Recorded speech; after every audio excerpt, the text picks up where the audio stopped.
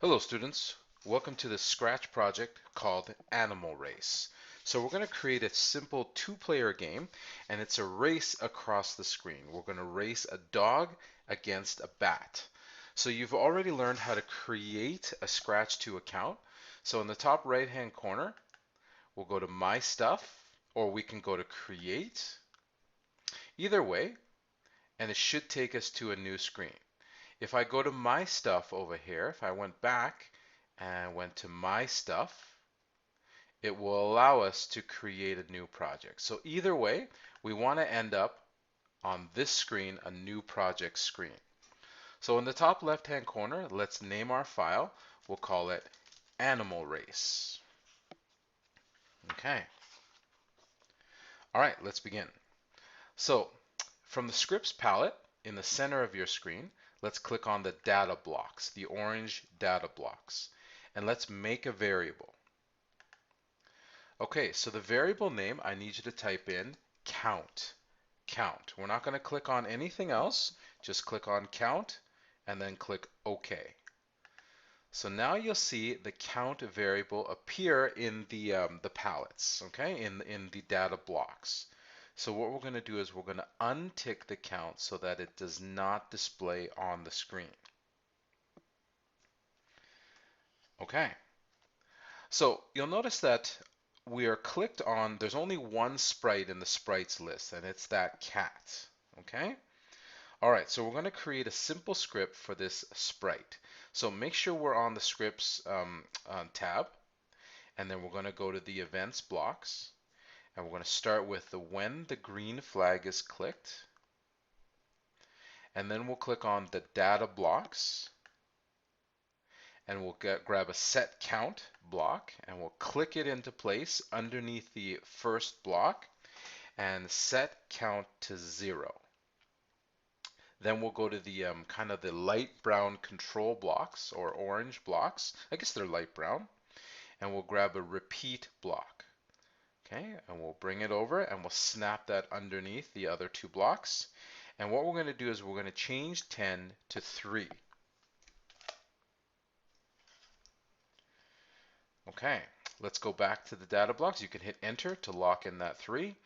We go back to the data blocks and we're going to grab a change count by, and we're going to place it inside the repeat loop. So see how this is inside the repeat loop, and we're going to change count by 0, change count by 1. We're not going to change anything there.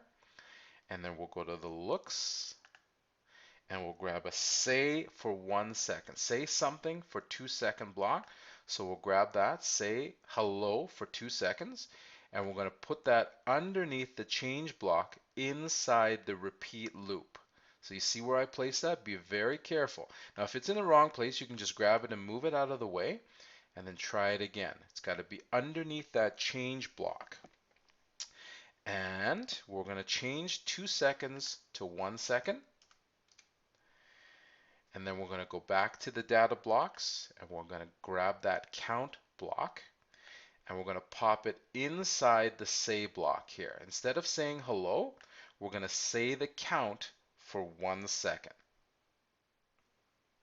And then we'll go back to the looks blocks and we'll grab a say block, say, and instead of hello here, I want you to click inside there and I want you to type in go with an exclamation mark. Okay, so we've created our first script here. So make sure you have a look at this very carefully. The script has to be identical to the one that I've created or something's gonna go wrong. Okay, so let's go to File and let's go to Save Now. Now because we're online, it does save automatically, but you can tell it when to save. So I'm going to save now. All right, so we're going to click on the green flag and we're going to watch to see what happens. So when you click on the green flag, you should see that cat sprite saying 1, 2, 3, and then go. Okay? All right. So the cat sprite is actually not one of our racers. The cat sprite is kind of like the organizer of the race, I guess you can say. Okay, so let's decorate the stage so that it looks like there's a background for our race. So you'll see the stage palette down here, or the stage area. Okay, so right now you'll see that the stage is blank. So let's click on this icon here, choose backdrop from library. So we're going to click on that. That's the leftmost icon there. And then it'll give us all of these options for a background. So I want you to look for blue sky. Okay, so here's blue sky.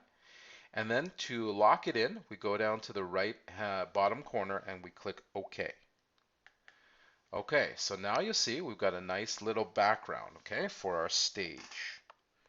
Okay, so let's add the participants to this race. So in the sprites list, let's add a new sprite, and that's this icon here. It's a little girl with crazy hair, and it'll say choose a sprite from library. So let's click on that button, and it'll give us all of these options for characters that we can use in this project and in further projects coming up. So we're going to scroll down and we're going to look for dog 2. That's this one right here, dog 2. So I'm going to click on dog 2 and then I'm going to click OK. Now you'll see that dog 2 is now selected in the sprites list. Now if it's not, just click on dog 2 to select that sprite. Now in the middle portion of your screen, we're used to the scripts tab, but let's click on the costumes tab. And you'll see that this dog actually has 3 costumes built within it. So we look at the first one, it's kind of like it's got all 4 paws down. And then if we click on the second costume here, you'll see that the paws a couple of the paws move forward. So if we could imagine alternating between these 2 costumes, you can get an idea of how the dog looks like it's walking across the screen. Now the third sprite is actually not very helpful. The dog looks like he's thinking about something. So we're going to delete the third costume, which is called dog C. So we're going to click on the third costume and we're going to just click on that little delete or that X. Okay. All right, so now we need to tell the dog where to start. So we're going to add another sprite here. And I want you to look for button 5. So button 5 simply looks like a black X. So we're going to click on button 5. I'm going to click OK. And then it'll show up on our stage. So what I want to do is I want to drag that button to the bottom left-hand corner of the screen. So that's going to represent the start position for the dog. All right, so you should have that button 5 highlighted in the sprites list. So we're going to change its name. So to change its name, we're going to click on the little I in the top left-hand corner. So let's click on that little I. And you'll see here that the default name is button 5, but we're going to rename it as dog start. Okay, so it represents the dog's starting position in the race. Okay, so to go back, we click on this little triangle here. Okay, so let's click back on dog 2's sprite. Okay. All right, so right now you'll see that we have no scripts for it. Make sure you're on the script tab, and we're going to build a little script here. So let's go to the events blocks. And this is really where we get into the fundamentals of programming, is all of these little buttons, these blocks, represent coding language, okay? All right, so let's go when the green flag is clicked, and then we'll go to motion, and we'll look for a go-to block. So we have a go-to block here, and we'll snap it underneath the when the green flag is clicked. And instead of going to the mouse pointer, I want you to click the down arrow, and you should have the option to choose dog start. Okay? So what this does is when the game starts, the dog will be positioned where that black X is. Remember that black X we renamed as dog start. All right, let's go to the looks blocks, and then we'll grab a go to front, and we'll pop it, we'll snap it underneath this script. So what's going to happen now is the dog is going to be positioned on top of that black X. Okay? All right, so let's try it. Let's click on, let's save. Let's go to File, Save Now, and let's try it. Let's click on the green flag, and you'll see now that while the cat sprite is counting up, for the race to begin, the dog now is positioned on top in the bottom left-hand corner on top of the black X. Okay, so now we're going to create a finish line for the dog. So let's create a new sprite. And let's find balloon 1. So we've got balloon 1 here. So I found balloon 1, and I'm going to click OK. and then I want to rename it. So let's click on that little I, and we're going to rename it as dog finish. Now remember that black X we renamed as dog start. The balloon we're going to rename as dog finish. So let's click the back button. All right, so we're going to move this balloon to the bottom right hand corner of the screen, and again that represents the finish line for the dog.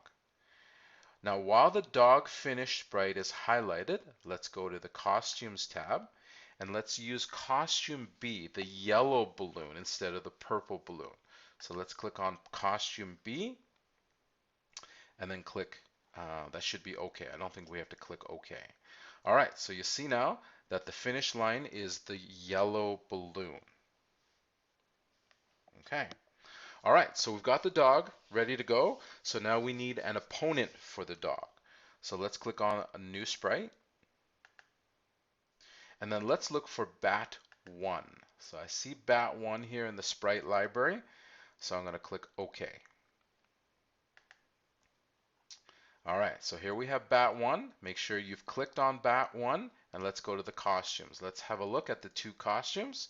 So if you're on costume 1A, and then if you click on the second costume and you kind of go back and forth, you'll see how when these two run together, you see how the bat looks like it's going to be flying. Okay? All right, so now let's add a new sprite to represent the starting position for the bat. So let's click on new sprite. And let's look for arrow 1. Okay, arrow 1, and I'm going to click OK. All right, first thing I want to do is I want to rename that sprite. So I've clicked on arrow 1, and I'm going to click on the information button, the I button. And for this one, we're going to call it, can you guess? Bat start. Bat start. And then I'm going to go back. And then what I want to do is I want to move that arrow a little bit above where the dog is, kind of in the air, because the bat is going to be flying in the air along the left-hand edge. That's going to be the starting position for the bat. All right, let's add a new sprite because we want a finishing position for the bat. So let's click on choose a new sprite. Okay. And let's look for balloon 1 again, and then click OK. So first thing I want to do with balloon 1 is I want to rename it. So let's click on the I, and let's call this, can you guess? Bat finish. Bat finish. And we're going to click the back button, and we're going to leave this one purple, but I want to move it over to the right edge of the screen on top of the yellow finish line. And then what I want to make sure is I want to make sure that the purple balloon, the bat finish balloon, and the bat start arrow are in line horizontally. Okay? All right. All right, so let's select the bat sprite, and let's create a similar script that we did for the dog. Remember the dog? We created this very simple script. So let's do the same for the bat. So let's click on the bat sprite. All right, let's click on the events blocks. Make sure you're on the scripts tab. When the green flag is clicked, and we'll go to motion. We'll grab a go to block, go to, and what we want to do is we want to change this to bat start. Now we're talking about the bat now, so we want to position the bat to the bat start kind of sprite. So we'll click bat start, and then we'll click on looks, and we'll grab a go to front block again. Go to front. Okay. All right, let's go to file save. All right, let's run the script, and what we want to see is we want to see the bat and the dog line up at their starting positions. Okay? All right, so this ends this first tutorial on the Animal Race project. Thanks for watching. Bye.